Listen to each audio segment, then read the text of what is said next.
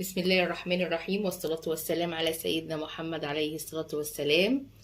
أهلا بكم حبايبي في فيديو جديد. النهاردة بإذن ربنا هنعمل كيكة الشوكولاتة بمناسبة العام الجديد. كل سنة وانتم طيبين وبصحة وسلامة إن شاء الله بإذن الله.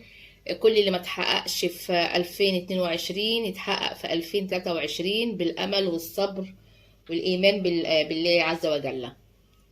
النهارده يا حبايبي زي ما انتم شايفين هنعمل كيكة، وهنعملها بالكاكاو الخام.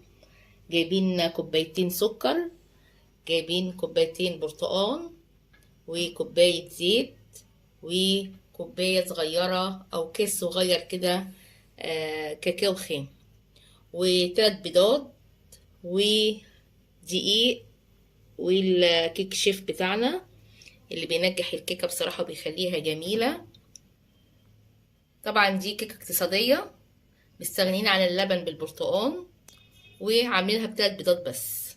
طبعا الاسعار زي ما احنا شايفين اسعار غالية جدا، وعلى قد ما بنقدر ان احنا بنوفر، وربنا معانا ان شاء الله باذن الله ويسهل لنا الحال.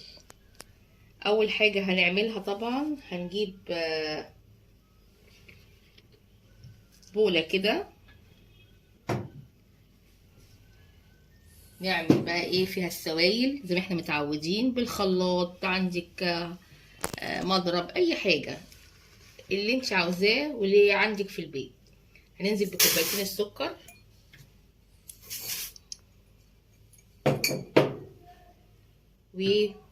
وكوبايتين البرتقال،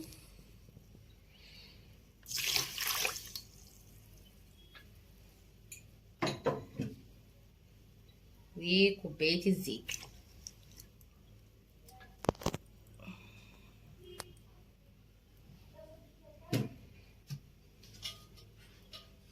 كوباية الكاكاو دي على جنب. لما نضرب السوائل كلها نبقى نحطها بالتدريج.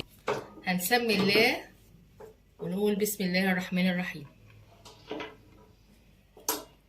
طبعا جبنا المضرب بتاعنا وهنشتغل بقى ايه، نحاول نضرب بس ايه كل الحاجات السوائل دي.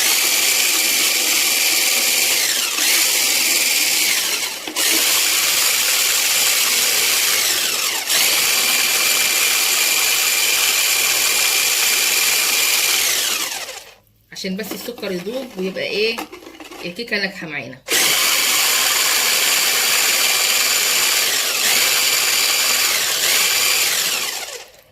هنحط بقى كوبايه الايه الكاكاو،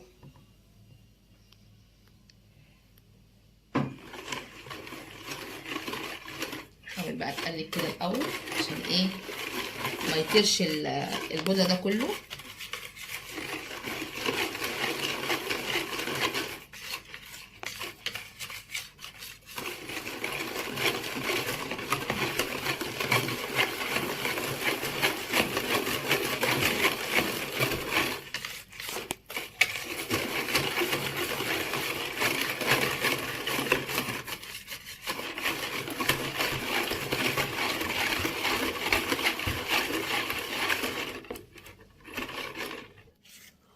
بقى جبنا الدقيق بعد ما خلطنا كل السوائل، جبنا الدقيق وهنحط بقى ايه باكو كده ايه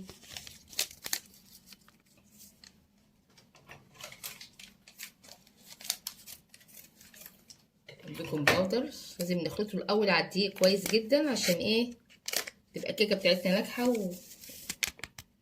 باذن الله.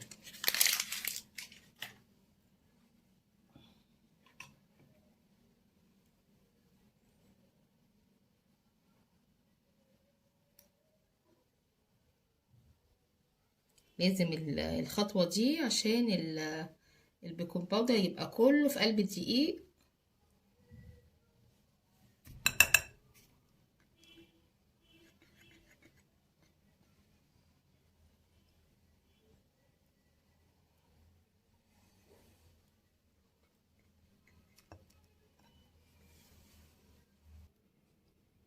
احنا كده ضربنا السوائل كلها، الكاكاو الخام مع البرتقال مع الزيت مع السكر، ضربناهم ضربة كده محترمة كويسة قوي.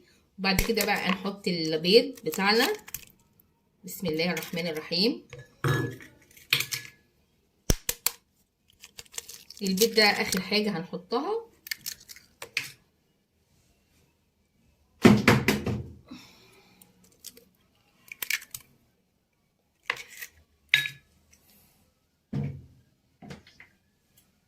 طبعا الكيكه سهله وطريقتها جميله جدا ومش صعبه على حد يعني، حتى البناتات الصغيره ممكن تعملها عادي لوحدها في البيت.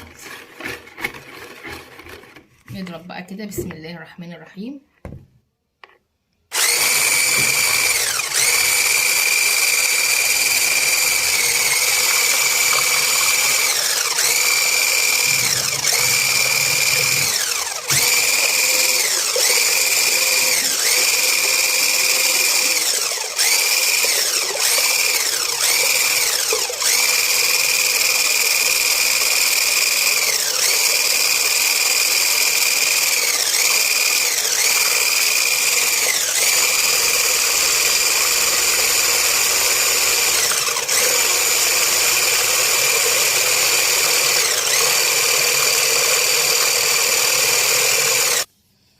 طبعا احنا شلنا كوبايه من الخليط زي ما انتم شايفين، عشان بعد ما الكيكه تستوي ان شاء الله باذن الله هنزوقها بيه. هنشيلها كده على جنب. وحطينا الدقيق طبعا اهو زي ما انتم شايفين.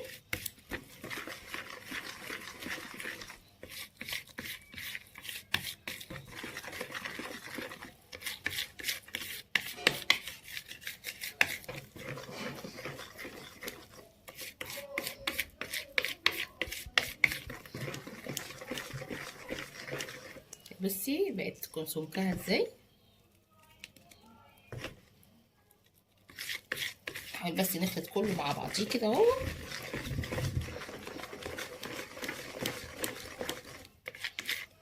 مش عاوزين بصوا السمك يبقى كده. نحطها بقى في الصينيه.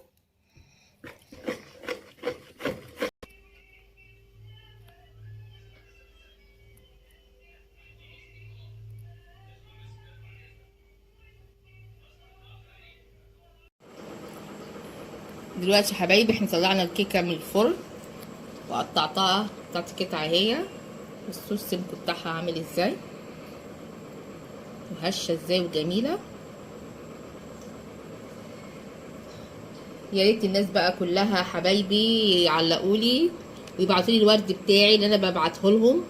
انا بعته يعني ورد كتير قوي، ما بيجيش منه ولا ورده غير حاجات بسيطه جدا. فيا رب كل اللي ببعت له ورده يبعت لي الورده بتاعتي. وكل سنه وانتم طيبين وسنه سعيده علينا ان شاء الله باذن الله اللي جايه باذن ربنا.